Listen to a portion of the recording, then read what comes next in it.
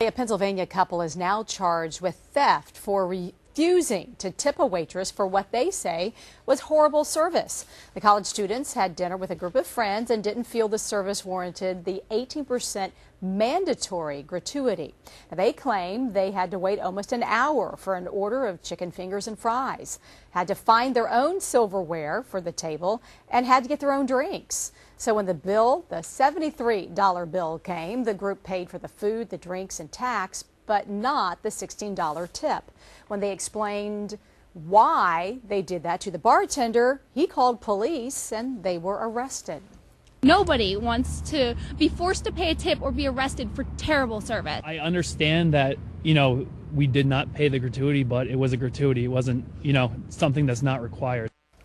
Officials say the pair charged with the theft because gratuity was part of the actual bill, but that it probably won't hold up in court. I've always wondered that about the mandatory gratuity, how, whether that kind of thing would be enforced.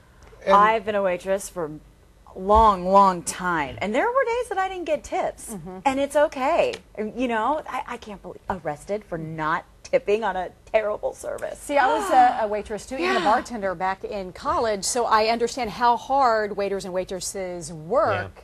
However, that is part of the diner's right. Yep. But if it says on the menu that you're going to have to pay whatever type of gratuity, then that's 18%, right? Right. Okay, $73 twice do it the is math. I knew $14.60, it. and they had to leave a $16. calculator. So they charged them a 22% 2%, tip. you're right. So that's restaurants should be charged. Well, see, I side with the restaurant to a certain extent because I really feel like if you're not happy with, with the service, I mean, somebody's got to pretty much dump the food on my head before I'm not going to give a tip.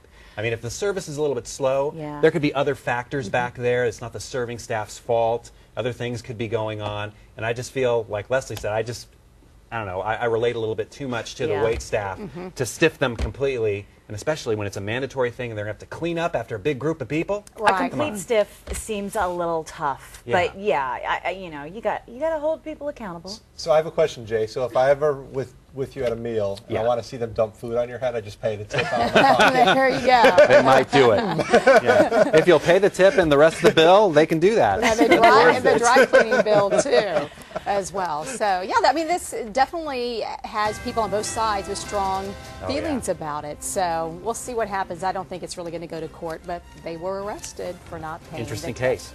Still.